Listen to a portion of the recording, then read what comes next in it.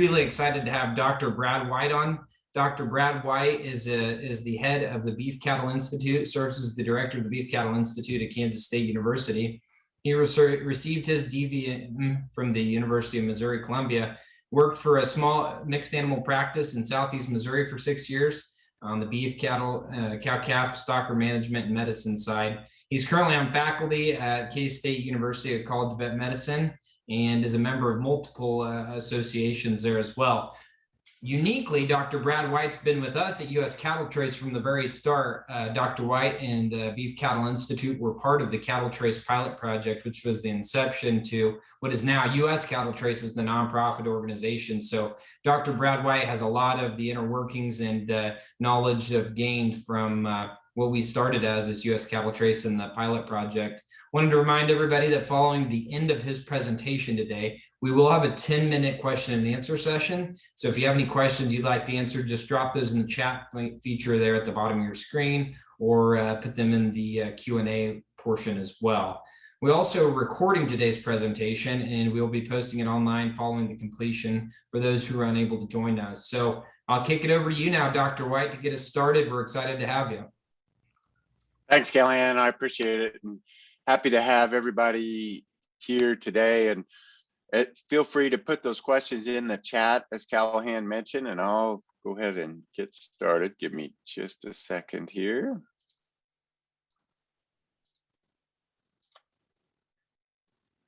All right, just to confirm, hopefully you can see my slides there, and we're going to talk through some research that we did looking at following cattle trace, and really want to highlight some of the folks here that were integral to getting this done. And Dr. Amrine, Dr. Dixon, Dr. Sanderson worked with us and really put together some simulated data that helps us better understand what level of saturation we need to become a nationally significant system. And I think becoming a traceability system in U.S. Cattle Trace unique, it's driven by the producers and driven by the industry itself to try to come up with a better traceability system.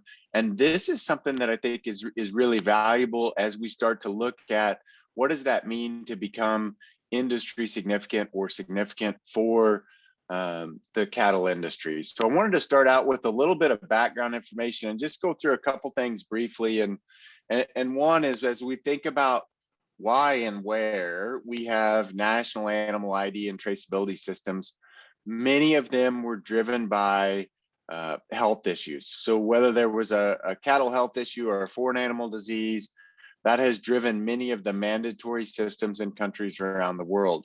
We've been relatively lucky in the US that we haven't had one of those lead to mandatory traceability, but also that means that we don't have one in place at this point. And if we look around the world, the darker colors are countries that have a mandatory system. The light blue has a voluntary system, and the really light blue has limited to no systems. And if we look at where most of the cattle in the world are produced and managed, obviously we're one of the countries that has the largest cattle production, yet doesn't have a mandatory system. That becomes something important for U.S. Cattle Trace to consider, because as we think about building our own system or coming up with a system, it has to be significant in the industry because of the potential impacts. And if we look at the economics driven by exporting, and I received this slide from Lance Zimmerman at Cattle Facts, and this looks at the U.S. beef and veal export value. And it's interesting because if you look at this chart as a percent of production that we export, certainly that has continued to go up, but the value has continued to go up. Obviously a break there in 03, 04 based on really the BSE event, but then it has not only ramped back up to the levels prior to 03, but has gone well beyond as we look at the value that we export. This value of exports impacts all beef producers. So it's not just people that are designating or trying to export. it's a lot of times a part of each carcass that gets exported. And there have been many folks that have looked at this and said, well, I'm not sure if that affects me. Well, it affects the feeder calf prices, which affects almost everybody in the beef industry. The other thing of traceability to think about is preparedness for an event. And great program here in Kansas that looks at the Kansas Secure Beef Supply. There are other states that have similar programs. I think what's important is to think about what would happen. And from being a part of this cattle trace has allowed me to be part of some of the conversations relative to what happens if we get a foreign animal disease. And almost all the state veterinarians or animal health officials across the US are going to have a very similar response. If we have a foreign animal disease, the first thing they're going to do is stop movement and then figure out when they can resume movement.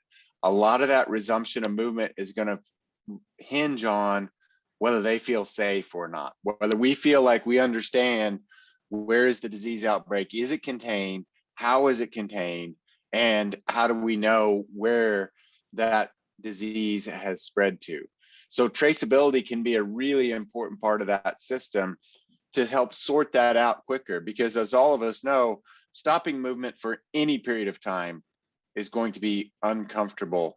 Stopping movement for a period of weeks or even longer can get very serious because of the way we typically move animals through the system. So having a good traceability system is important. And I don't want to allude to say that we don't have one now. We actually have some traceability now, but it's manual. The chart on the right here shows a case example of a trace back. And I'm going to talk a little bit about trace back and trace forward, but a trace back from looking at cases that were identified at slaughter plants, and then you trace back, where did these animals come from? Well, they came from different feed yards, different backgrounding operations, back to cow-calf ranches. So can we trace back today? Absolutely, we can. And in fact, the state animal health officials are pretty good at doing that. But it's a combination of electronic records, paper records, and what I would call investigative records, which are phone calls, site visits, going to find out from the people on the ground, where did these cattle come from? The challenge is, as you can imagine, some of those records don't always provide all the detail that we need, and it's a very time-consuming process. So this traceback that we're looking at here can take months to even a year to really track down. Back to my comments on stop movement. We can't have a trace that takes that long. We have to have a more efficient system. And you might say, well, how often do these traces occur? Well, actually, this is something that nationally, and these are charts from Dr. Justin Smith, who's our Kansas animal health official here, and nationally and within the state, we do have foreign animal disease investigations. Often you don't hear about them because many of them don't pan out to be a large problem, but we do have foreign animal disease investigations every year. And in Kansas in 2018, there were 10 of them. Across the country in 2018, there were 369. So these investigations happen, and they spend time going through and sorting back through what are some of the issues and where can we make this process better.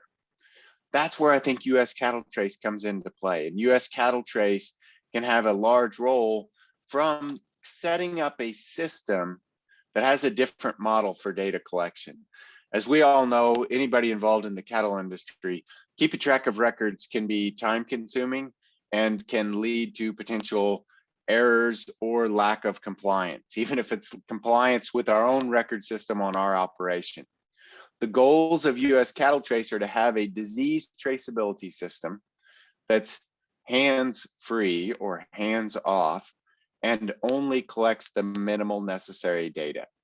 Essentially, this system is going to collect the official ID number, where that animal was sighted, and what date and time.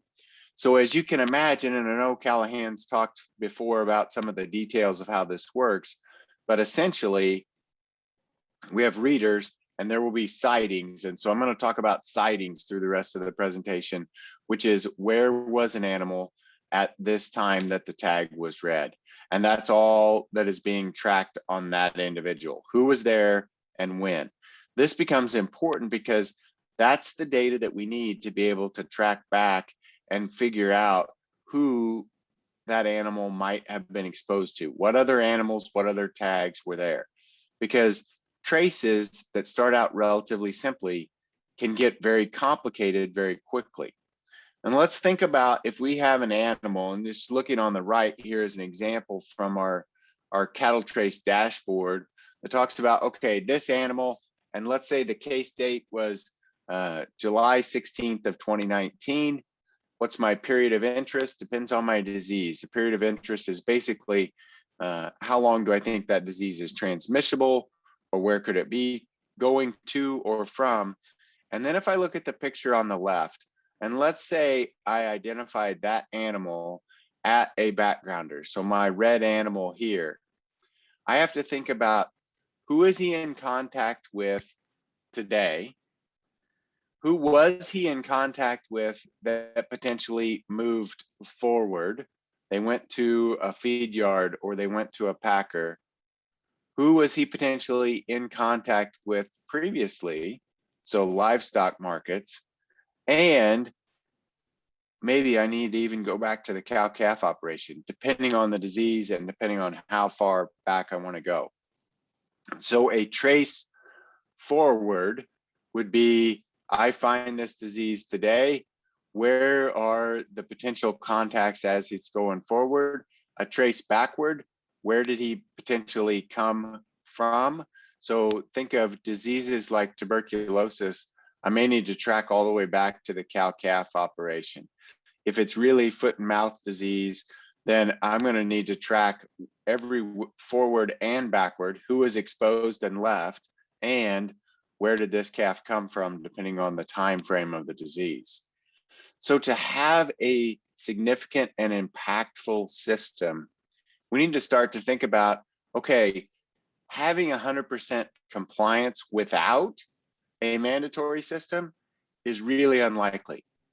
But how many animals and producers do we need to get to comply to make this work on a national scale?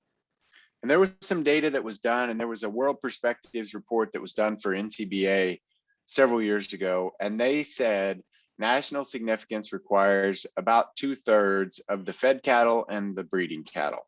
So as this chart, you look at the share of beef that's traceable on the y-axis and the percent of operations adopting it on the x-axis, and you can see that they're saying we've got to get to about that 2/3 part to be nationally significant and economically efficient.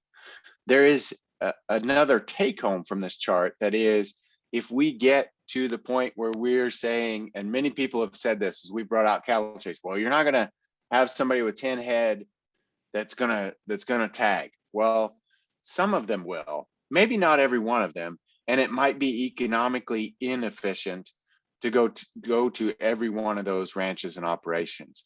But what we wanted to find out is, how many of them do we need to get involved to make this system work?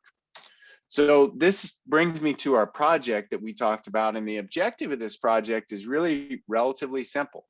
If we imagined we have a fully saturated system, every animal, every operation, every place is tagged, that would be significant, obviously. But how close can we get to that if we don't have every operation tagged? So we wanted to come up with a simulated system, and this is where Dr. Dixon, Dr. Amrine, and Dr. Sanderson came into play, is they helped us create a synthetically developed system. So they took data from USDA, took data from livestock marketing, took data from as many sources as possible, and they created for Kansas and Nebraska a mock system. The system is relatively complex in that it models every operation in each of those states and following all of those cattle through from the cow-calf operation to the auction market, to backgrounders, and to feed yards. And then what we wanted to ask of this model, so they model those cattle moving at reasonable rates throughout that system, going through the entire period, going through the feeding phase and going to the packer for a little over a year. And what we wanted to test was basically the two things at the bottom of this slide. If we had a fully saturated system, we're monitoring everywhere, versus what if we had less than fully saturated? And so we're going to model 4 different areas: the 100% saturation, 90%, 70%, or a proportion of the operations. And I'm going to explain a little bit more what that proportion of the operations means. But first, on the 100% saturation, if we have full saturation, in this case, we're monitoring about 4.1 million head. Most of the cattle in this scenarios go through a cycle that goes cow-calf, auction market, feed yard, packer. Some of them go through a cycle that is cow-calf directly to feed yard and then through a packer. All of them end up at a packer, so we can track all of them all the way through.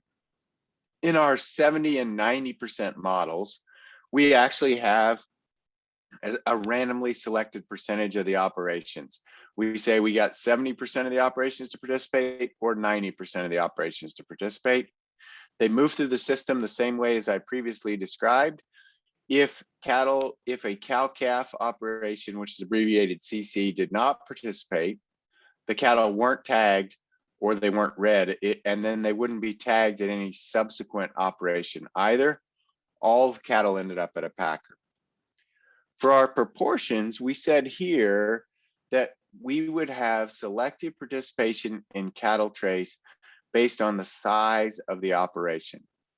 And we know, so for example, there are about 725,000 cow-calf operations in the US. We wouldn't expect all of them to participate. And in fact, based on what we modeled here, we'd only have about 40% of the lowest third of operations based on size participate, but we'd have 90% of the top third of operations. And we wanted to see what impact that would have on our final results. So to give you a further example of the proportions of operations, so this chart shows in our example, we had about 26,000 cow-calf operations. And if we had divided them equally, a third of those operations would be about 8,700 in each category. What we ended up doing was saying 40% of the lowest operations, or 3,500, participated, but 7,800 of our highest, largest operations participated. So we had 3,500 of those that had 29 cows and 7,900 of those that had about 230 cows. Same is true for our auction markets and feed yards. So this proportions actually allows us to have a smaller number of operations that participate, but we're having more of the larger operations. I'll get back to that when we get to the results and talk through what are some of the implications there. So when we look at the simulated model and we follow these cattle all the way through, let's look at some results and let's see what we found out. So if we had 100% of the cattle tagged and 100% of the operations participating, we have about 4 million head and about 12 million sightings. And I'm going to lump in here the sightings from the cow-calf operation. So you've got that 4 million head. We would cite them potentially auction market, feed yard, and packer. We have our 26,000 cow-calf producers, 76 auction markets, and then we can follow them through that we cite them at auction markets, feed yard, and our packers. And all of them, remember we started with 4 million head, we saw all of them at the packer, all of them at the feed yard, most of them at the auction market. You remember the difference there is some of them went directly from cow-calf to feed yard. So this is our fully saturated system for comparison. If we look at, this is just the number of sightings or how often we see those animals as we go through. Now, if we look at our 90%, 70%, or the proportions, obviously it drops off a little bit, but our 90% system, we only have 10 million sightings, 70%, we have 7 million sightings. Our proportion, we actually have a little bit more.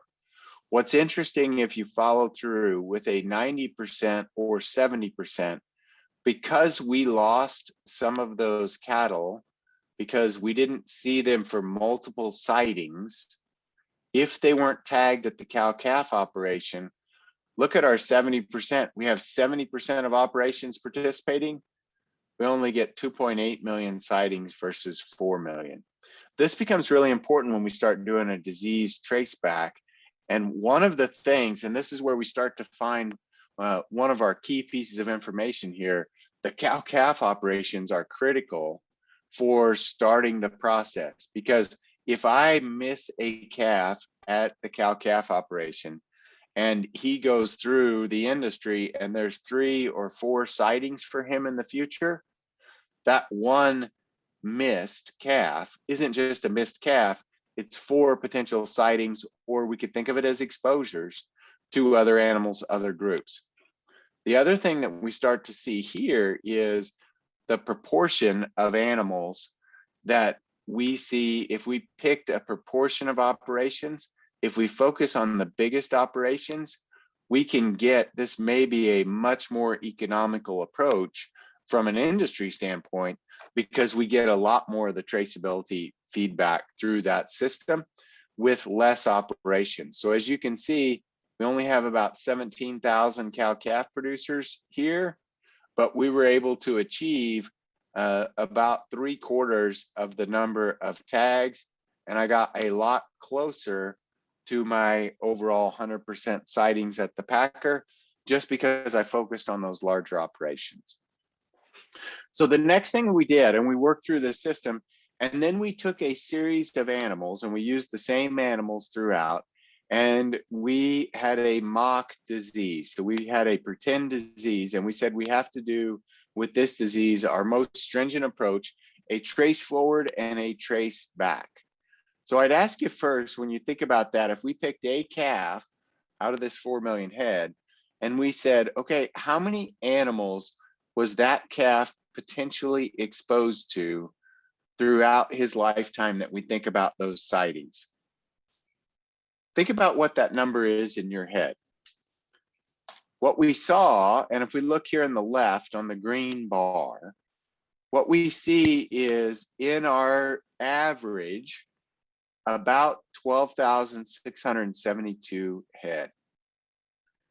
Wow. Shocking that it's that the number is that big, or at least it was to me.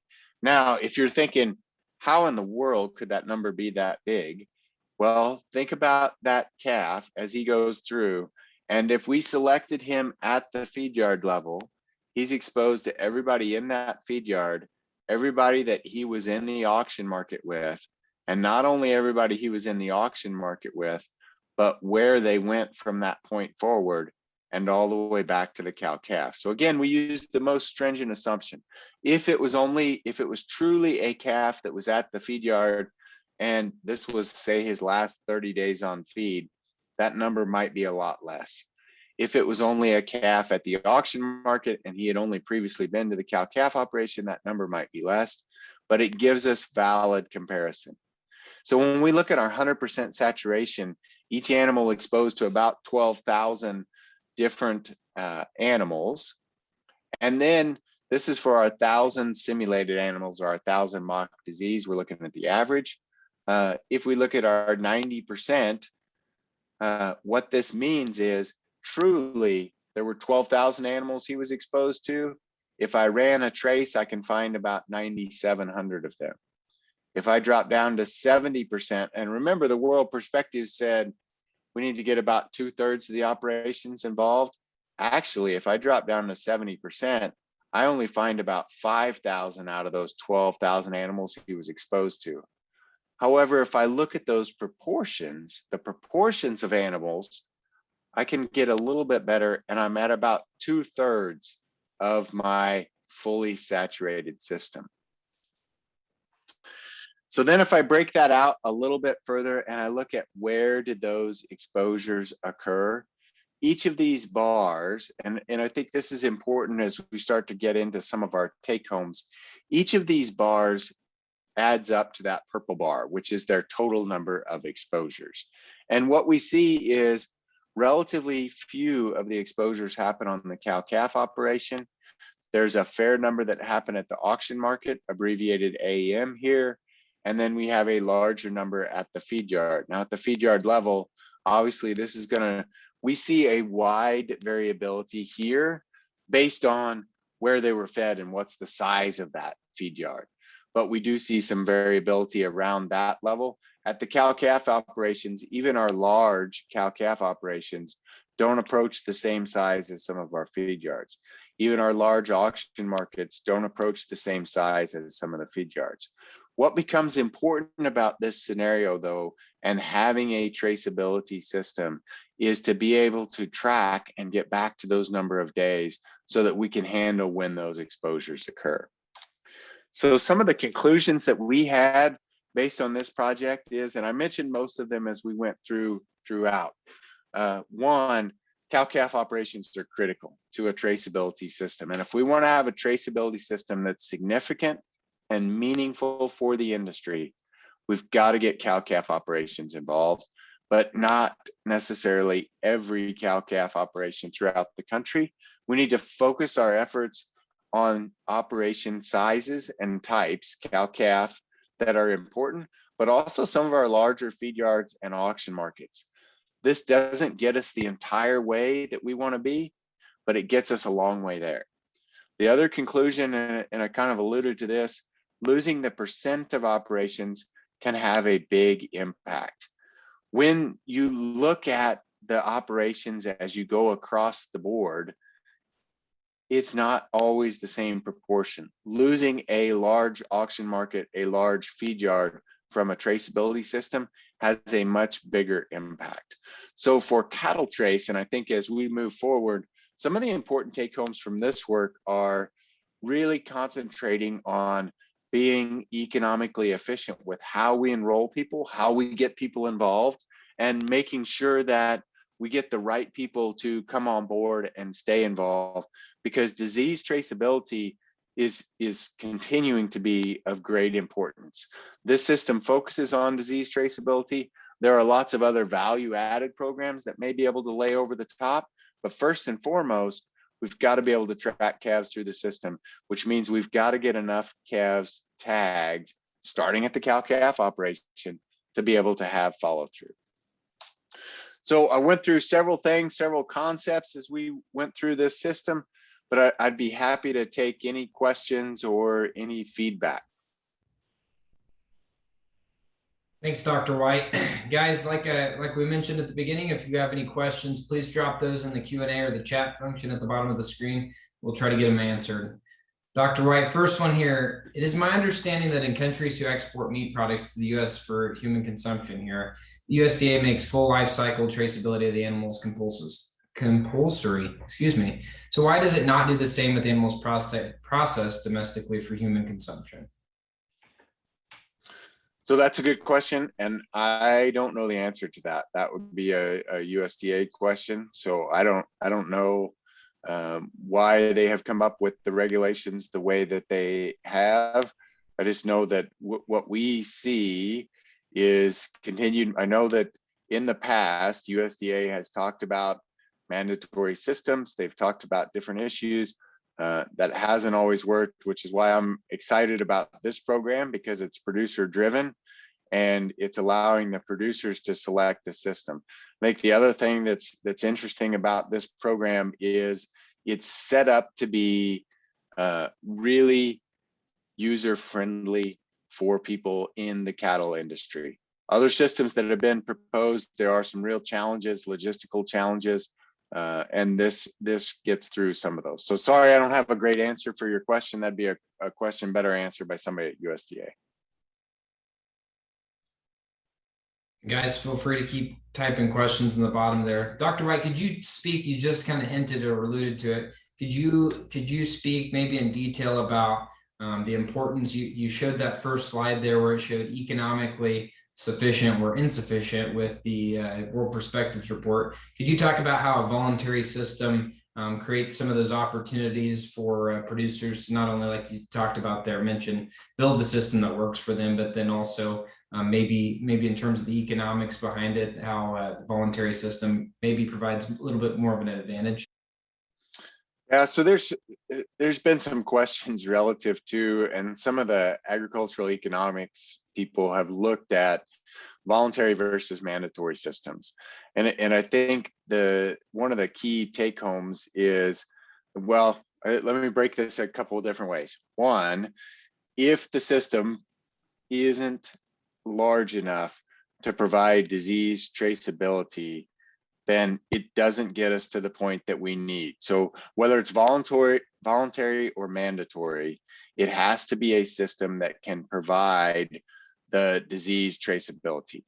From a producer standpoint, if it's a voluntary system, there may be market-driven economics that can provide benefits to those that are participating. And certainly in the event, and I talked about what's going to happen if we have a foreign animal disease, then we're likely to shut down cattle movement. And those that are participating in a traceability system and have had preparedness for that event will likely be able to start moving cattle more quickly. So there's certainly an advantage in that scenario. In times where we don't have a foreign animal disease event, those participating in a voluntary system may also have some other value added capabilities. The challenge with some of the mandatory systems in the other countries that I've mentioned are there are some regulatory burdens that are placed on different segments of the industry. And by regulatory, I mean, you have to have a way to track those records. You have to have a way to go through that process. One of the things that US Cattle Trace has done is tried to alleviate or minimize some of those challenges by setting up this hands-free system, right? We don't have to necessarily record, and we can move cattle through that we can track based on not having to run them through with some of the technical challenges that we face with other systems. So I don't know if that answered your question specifically, Callahan. That's perfect. I think this is a great follow-up here.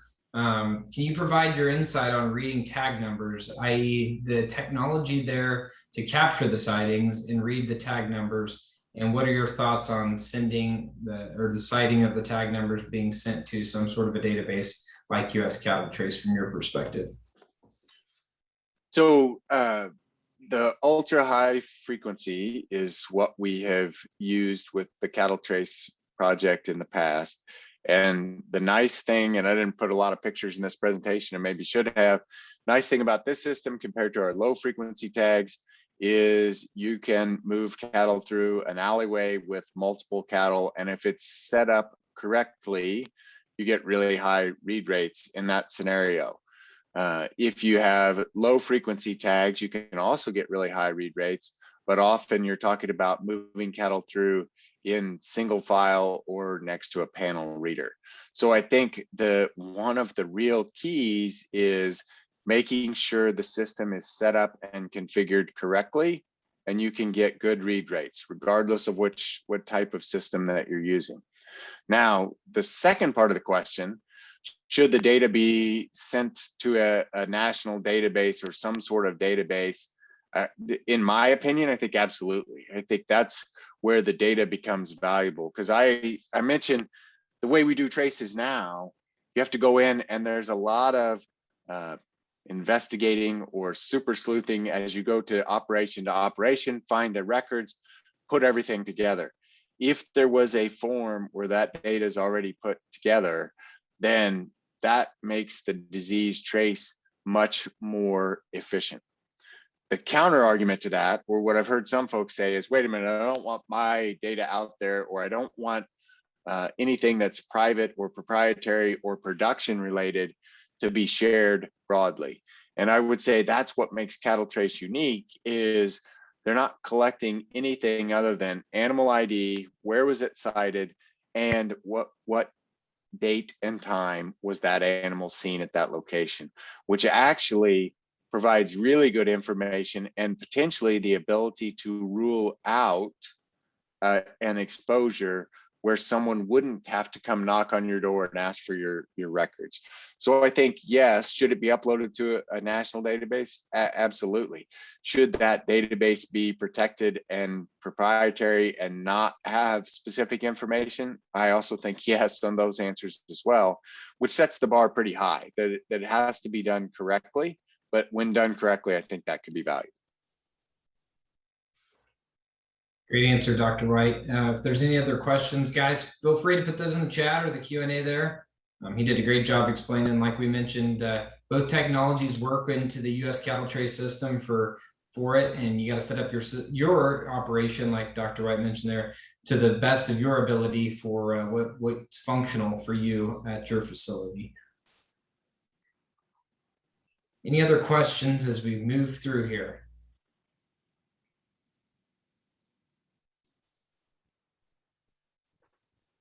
Well, Dr. Wright, I'll ask one last question then here. If we, as we kind of look towards the future of building out U.S. cattle trace as a whole, really getting everybody involved from every segment of the industry, obviously we branded ourselves as a membership organization to try to get people involved and engaged, but how do you see producers utilizing this technology for disease traceability? And you personally, your opinion here, how can producers progress forward with RFID technology on their operations, whether it's from disease traceability aspect or some RFIDs or some value add components? Where do you kind of see the future headed with this technology and future of traceability as a whole within the industry? Well, I think there's a lot of opportunities, and I'll start out by saying, I think disease traceability, which is what Cattle Trace was put together for, is really critical. I don't think we give it enough credit for how important that is. And as we look at our industry, there are constantly disease challenges and threats. And I showed the slide that talked about how many foreign animal disease investigations are done both in the state of Kansas and nationwide. It's often surprising because we don't hear a lot about those. And if we had a good disease traceability system that was like this, easily accessible and efficient, it's going to make it that much better if we have a large disease outbreak. So, and that is really everyone's responsibility. I mean, if we're participating in the industry, I serve to benefit from having a good traceability system, but also I serve to benefit from being able to continue to market my cattle. So from a disease traceability standpoint, that's important. How can I use RFID technology in my operation? I think there's lots of different ways that can be of value. And we've seen auction markets use some of this technology and augment their current systems, maybe not replace everything that they've done, but augment what they're doing. We've seen feed yards use it for inventory management. On the cow-calf side, I've talked to folks that have used RFID systems or even this ultra high frequency, again, as a way of inventory management or monitoring cattle as they move between pastures. Where I think, and I'm talking about each of those as segments because that's often how we view it, where I think the big opportunity is cross-segment communication. How can I allow and facilitate between consensual parties along the beef chain? How do I allow that transfer of information, right? So if I sell my calves, can I sell them to somebody who says, yeah, because you put in this tool that makes it easier, I'd be happy to get your production information back. Well, then I can change my genetic decisions. All right. Well, thank you, Dr. White. I want to invite everyone on this call and everybody that may be viewing this later to our symposium. It is November 18th and 19th in Wichita, Kansas. We would invite all of you to come attend. It's free. A registration cost is free. We'll be having some exciting speakers that are going to be coming and speaking about the opportunities that traceability as a whole can play within the industry, whether it's disease traceability or value add, how vitally critical it is moving forward for all of us as producers to participate in a system like this, to move our operations forward and really protect the industry at the same time. Dr. Wright, I want to thank you again for joining us here today. If you guys have any questions, please feel free to reach out to us at US Cattle Trace. You can email us at info@uscattletrace.org or give us a call at the office, 785-456-8472. Thank you guys. Have a good rest of your day. Thanks.